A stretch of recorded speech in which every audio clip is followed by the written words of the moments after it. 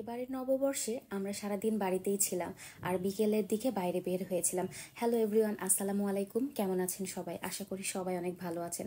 তো এই যে সকালবেলা আমি ইলিশ মাছ কেটে তারপর এটাকে ভালো করে লবণ হলুদ দিয়ে মাখিয়ে ভেজে নিচ্ছি। মিনহানের বাবা পান্তা ইলিশ খেতে চেয়েছিল। আমি সচরাচর পান্তা ইলিশ করি না, ইলিশ মাছটা করা হলেও পান্তা করা হয় না। তো এবার আমারও ইচ্ছা ছিল যে পান্তা খাবো, যেহেতু গরম ছিল, বেশ গরম পড়ছিল কয়েকদিন ধরে। তো মিনহানের বাবাও দেখলাম যে বলল যে পান্তা ইলিশ করো। তো এর জন্য ইলিশ মাছটাকে ভেজে নিচ্ছিলাম। আর এদিকে আমি আলু ভর্তা করে নিচ্ছিলাম। পান্তা ভাতের সাথে আলু ভর্তাটা বেশ ভালো লাগে। অনেক বেশি আইটেম করিনি, আলু ভর্তা আর মাছ ভেজেছিলাম। আর এই তো রাতের বেলা ভাত রান্না করে তারপর পানি দিয়ে ভিজিয়ে রেখেছিলাম। এখন আমি প্লেটটাকে একটু ডেকোরেশন করে নেব, যেহেতু নববর্ষ বলে কথা। তো শুরুতেই আমি শুকনা মরিচ দিয়ে দিলাম ইলিশ মাছ। আর এখানে দিয়ে দিব একটা গোটা পেঁয়াজ আর সামান্য একটু আলু ভর্তা। মিনহানের বাবা মাটির প্লেটে খেতে অনেক বেশি পছন্দ করে, যার কারণে কিন্তু আমি খাবারটা মাটির প্লেটে সার্ভ করেছি। আর নববর্ষ মানেই তো বাঙালিয়ানা, এজন্য মাটির প্লেট। একটা কাঁচা মরিচও দিয়েছি, কারণ মিনহানের বাবা শুকনা মরিচ খেতে পছন্দ করে না। আর এটা যেহেতু সকালের খাবার ছিল, এর থেকে বেশি আইটেম আমি আর বাড়াইনি, কারণ আলু ভর্তা আর মাছ, পেঁয়াজ, লবণ এগুলো দিয়েই কিন্তু খাবার খাওয়া হয়ে যাবে। তো এটাই ছিল আমাদের নাস্তা। আর আমরা বিকেলবেলা ঘুরতে বের হয়েছিলাম মিনহানকে নিয়ে। আমরা বৈশাখী মেলায় গিয়েছিলাম। আর মেলায় যে দেখি কি পরিমাণ যে ভিড়। আমরা গিয়েছিলাম গুলশানের শহীদ তাজউদ্দিন আহমেদ স্মৃতি পার্কে। আর এই পার্কটাতে এবার মেলা বসেছিল, এর জন্য যাওয়া। এই যে আমাদের যেতে যেতে সন্ধ্যা হয়ে গিয়েছিল। সারাদিন বের হইনি, কারণ বাইরে অনেক বেশি গরম ছিল, যার কারণে আমরা সারাদিনে বাবুকে নিয়ে আর বের হইনি। কারণ গরমে দেখা যায় যে বাচ্চারা অনেক সময় অসুস্থ হয়ে যায়। তো এর জন্য বিকেলবেলা বের হয়েছিলাম, আর বিকেলবেলার ওয়েদারটাও ভালো ছিল। আর এখানে বৈশাখী মেলা উপলক্ষে কনসার্ট হচ্ছিল। এখানে খুব সুন্দর সুন্দর বৈশাখী গান হচ্ছিল, গানগুলো খুব ভালো লাগছিল। তো কিছুক্ষণ এখানে দাঁড়িয়ে গান শুনলাম কনসার্টে। আর এত মানুষ ছিল এখানে গান শোনার জন্য। এই যে আপনাদেরকে আমি 4-5টা একটু ভিডিও করে দেখাচ্ছি। এই যে দেখতে পাচ্ছেন, প্রচুর পরিমাণে মানুষ ছিল সবাই। এখানে প্রেসও ছিল, সব কিছু মিলিয়ে অনেক বেশি গ্যাদারিং ছিল। এর জন্য ওই পাশ থেকে আমরা সরে গিয়ে অন্য পাশে এখানে বিভিন্ন ধরনের স্টল ছিল। আর এই যেখানে ডোনেট করার একটা জায়গা ছিল ফিলিস্তিনিদের জন্য। তো আমরা সবাই মিলে এখানে হাঁটছিলাম, সামনে খালি মানুষ আর মানুষ, প্রচুর পরিমাণে মানুষ ছিল। আর বিভিন্ন রকমের স্টল ছিল, এটা প্রপার্টি স্টল একটা। তারপর গাছে গাছে কিন্তু অনেক সুন্দর করে সাজিয়েছিল, মানে এত সুন্দর করে সাজিয়েছিল, মানে দেখেই খুব ভালো লাগছিল। দিনের বেলা দেখতে পারলে হয়তো বা আরেকটু অন্যরকম লাগতো, যেহেতু রাত হয়ে গিয়েছিল। তারপরও আমাদের কাছে বেশ ভালো লাগছিল, কারণ ভেতরটা অন্ধকার ছিল না একেবারে, মোটামুটি আলো ছিল। সবকিছু মিলিয়ে কিন্তু অনেক সুন্দর লাগছিল সবকিছু। এই যে এখানে একটা কাঁঠাল গাছ ছিল, এত পরিমাণে কাঁঠাল হয়েছে, তো এই জন্য একটা ভিডিও ক্লিপ নিয়ে নিলাম। আর এখানে বাচ্চাদের জন্য রাইড ছিল।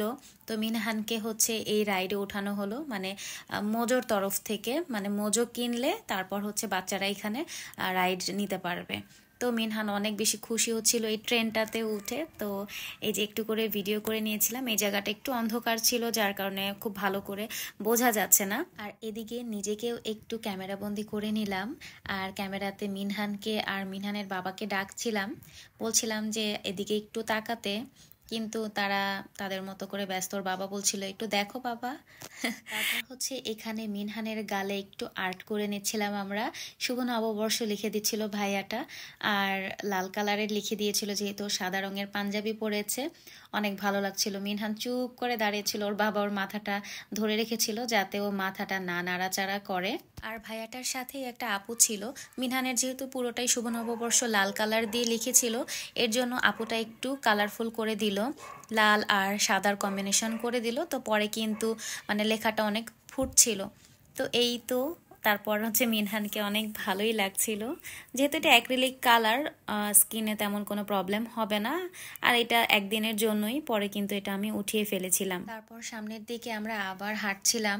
আর এই জায়গাটা অনেক সুন্দর করে সাজিয়েছিল, যেহেতু বাংলা একটা উৎসব, তাই এই জায়গাটা অনেক সুন্দর করে সাজিয়েছিল। আর প্রচুর পরিমাণে ভিড় ছিল এই জায়গাটাতে সবার ছবি তোলা নিয়ে। তো আমরা এখানে তেমন কোনো ছবিই তুলতে পারিনি, যেহেতু অনেক বেশি ভিড়, অনেক মানুষের মাঝে তেমন তেমন কিন্তু সুন্দর ছবি আসে না।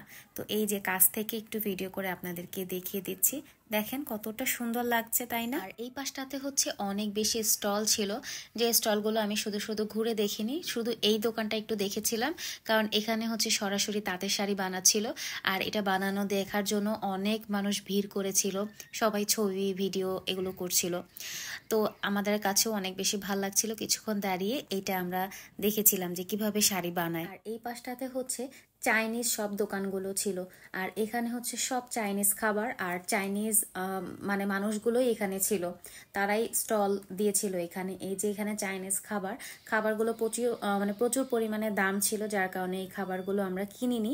এই যে এইখানে বিভিন্ন রকমের কাবাবের আইটেম ছিল। এই যে একজন চাইনিজ মানুষ, তাকে আমি দেখাচ্ছিলাম আপনাদেরকে। এখানে বিভিন্ন রকমের ড্রিঙ্কস ছিল, যেগুলো একটু ভিডিও ক্লিপ নিয়েছিলাম যে আপনাদের সাথে শেয়ার করব এর জন্য।